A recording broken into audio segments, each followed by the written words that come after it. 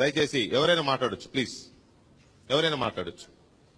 అక్కడ తీసుకో, మైక్ తీసుకో, అక్కడే ఉండండి, మీ దగ్గర ఉండి మాట్లాడండి, మీ పేరు చెప్పి మాట్లాడండి. ముందుగా హెచ్ఎండి వారికి దశ దిశ ప్రోగ్రాం ఏర్పాటు చేసినందుకు ధన్యవాదాలు.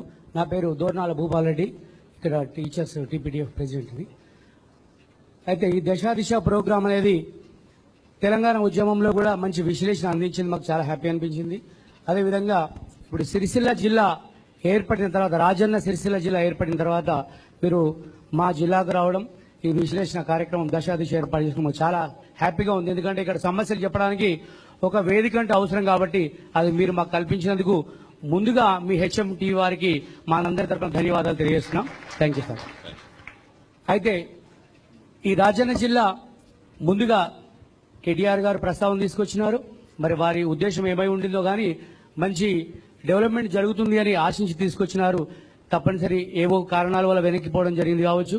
దానిలో ఇక్కడ ఉన్న వాళ్ళందరూ కూడా ఒకలాంటి ఆవేదనకు గురైపోయినారు. తీసుకురావడం ఎందుకు, వెనక్కిపోవడం ఎందుకు, మాకు జిల్లా కావాల్సిందే. ఎందుకంటే మీరే అన్నారు ఇప్పుడు సిరిసిల్ల జిల్లా ఏర్పడిన తర్వాత చూస్తే ఒక మంచి హోటల్ లేదు అని.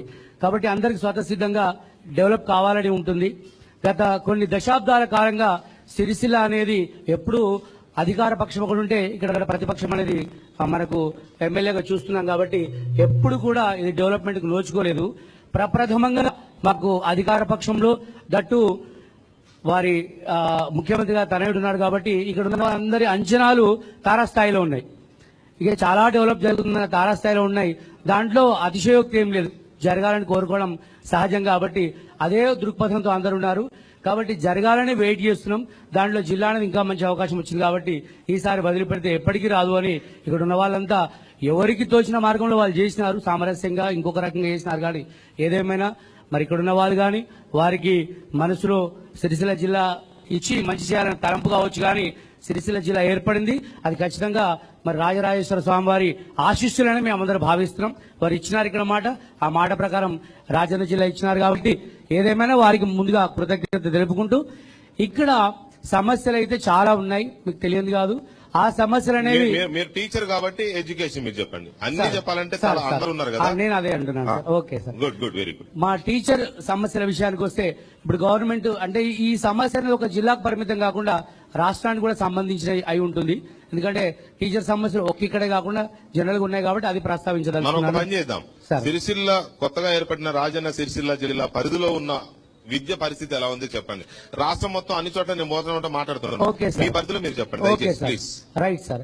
ఇక్కడ ఉన్న మనకు టీచర్స్ మనకు ఎడ్యుకేషన్ స్కూల్ కి సంబంధించి బిల్డింగ్స్ కానీ వాటి పరిస్థితి లోకల్లోనైతే ఏ స్కూల్లో కూడా ఒక మంచి మీటింగ్ పెట్టుకోవడానికి కానీ ఒకే ఒక కాలేజ్ ఉంది, దాంట్లో ఒకటే గ్రౌండ్, సిరిసిల్ల మొత్తానికి ఒకటే గ్రౌండ్ ఉంది.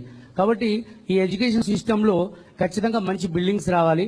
కొత్తగా గవర్నమెంట్ ఏర్పాటు చేస్తున్నటువంటి మనకి రెసిడెన్షియల్ స్కూల్ అన్నారు, అది గవర్నమెంట్ స్కూల్ ఏర్పాటు చేస్తే పిల్లలకు న్యాయం జరుగుతుంది. టీచర్స్ కూడా ఇంకా మళ్ళీ కొత్త వారు వచ్చి పాత వారు తగ్గించే పరిస్థితి రాకుండా వాళ్ళకి న్యాయం జరుగుతుందని కోరుకుంటున్నాం. అది ఇక్కడ జరగాలి. రెండోది, ఇక్కడ ఉన్న విద్యార్థులంతా కూడా రోజు కరీంనగర్ గానీ హైదరాబాద్ గానీ వెళ్లి ఇంజనీరింగ్ కానీ మెడిసిన్ కానీ ఆ కాలేజీలకు వెళ్ళడం జరుగుతుంది. కాబట్టి మాకు ప్రధాన ఆశ ఏమిటంటే అనతి కాలంలో ఇక్కడ తొందరగా ఒక ఇంజనీరింగ్ కాలేజీ, ఒక మెడికల్ కాలేజీ రావాలని కోరుకుంటున్నాం. ఒక ఐటీఐ కాలేజ్ ఇక్కడ శాంక్షన్ వర్క్ నడుస్తుంది, అది వెరీ హ్యాపీ. అట్లే ఒక ఇంజనీరింగ్